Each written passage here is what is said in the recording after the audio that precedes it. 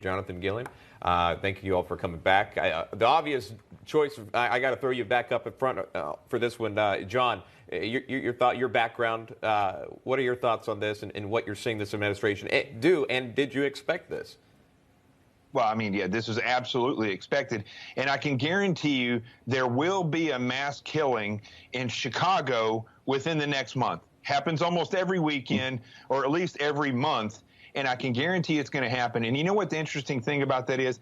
None of the weapons being used in these mass killings in the inner city around this country are legally acquired weapons. In fact, the majority of felonious murders are committed by people who acquired their weapons illegally.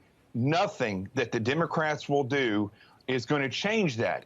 It's not going to change. These people will see. You can take all the guns away from legal owners, and it won't change a thing as far as the crime rate goes. It will, however, change the ability of people to defend themselves, which the Constitution gives us the right to. It will take that completely away.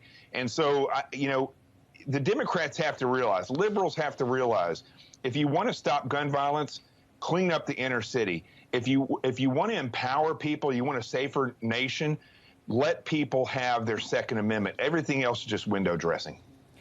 And Rick, I want to ask you, you know, people might have been expecting stricter gun laws with this new administration, but can you actually hold gun manufacturers accountable for gun violence? How is that not, let's say, holding a car manufacturer responsible for drunk driving or people crashing by their own volition, nothing to do with the vehicle?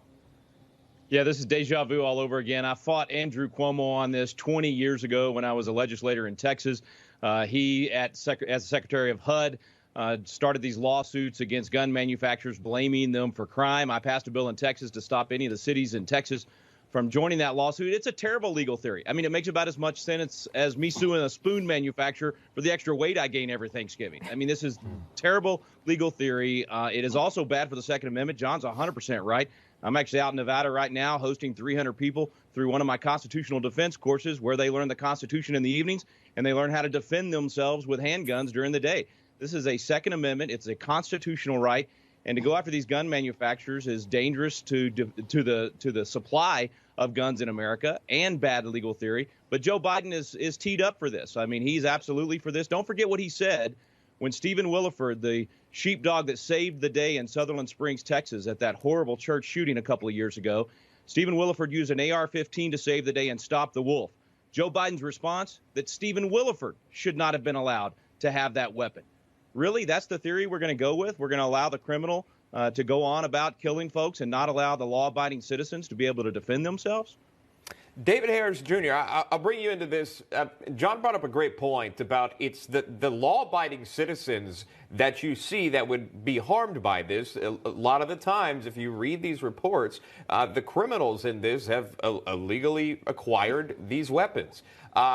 Who's protected here? Who are we actually looking out for if this does get pushed through this Biden administration? Well, I think Biden is obviously showing his cards. He's proving why so many Americans went to their gun stores and bought guns and ammunition. I'm here in Texas. Gun stores are out of ammunition like crazy. As soon as it hits the shelves, it's gone within hours, literally. We knew this was coming. Biden said he would do this. We've heard Donald Trump talk about exactly what Joe Biden was planning to do, and now he's doing it. And he's proving the president right. It is law-abiding citizens that wind up hurting. Criminals aren't worried about laws. That's why they're criminals. They don't care about laws. You know, think about Joe Biden when he pushed for and passed the Gun-Free School Zones Act in 1990. Since that time, over 80 to 90% of mass shootings have happened in gun-free zones. So this push is absolutely atrocious for the American people. It saddens me that at least 65, they say 80. I still believe it was not 80 million, but 65 million Americans voted for a man that would push for gun laws like this. And I still think it's just the very beginning. The only thing that's going to stop a bad person with a gun is a good person with a gun. Criminals don't listen to laws. They're going to find a way to get the guns that they want, and then they're going to use gun-free zone areas as targets to carry out their rampage. Jonathan Gilliam, I want to ask you real quick. We have about 30 seconds left. You have a much different insight as a former FBI agent, a former Navy SEAL. You touched a bit talking about cleaning up the inner cities, but what do you think the solution is here moving forward? Obviously, I assume your thoughts are not what the Biden administration is moving forward with these gun laws. It's 100% opposite of what the Democrats want. That's all you really need to know. Don't defund police. We need to start training police better and actually creating a better relationship between people in the inner city and law enforcement so they work together. That's one thing that just is not done. There's incompetence in the top of law enforcement, and largely it comes from politics. Politics, not bullets, is what's killing all these people. And we get around that, we'll solve these problems. All right, we'll leave it right there. Great conversation with all of you here. Rick Green, David Harris Jr., Jonathan Gilliam. All right, so we're switching gears a bit here because earlier we read you a headline of Kellyanne Conway's daughter, Claudia, heading to Hollywood after successfully auditioning for American Idol. I see your face slowly turning as you're seeing this happen. Wait, what is right this? now. Because I don't know if you guys know, and I just want to make sure while I'm filling in that I do my duty to let you know that Sean Kreisman, in fact, also auditioned for American Idol.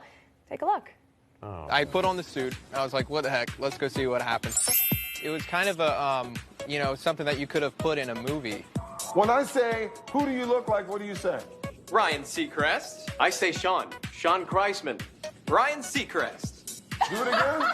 Here, why don't you go through the whole... No, take the card. You guys look weird together, Ryan. The finale. I like the votes are in, dim the lights. Go for that one. 3, 2, 1, go. The results are in, dim the lights. Here we go. This is American Idol. Let's go.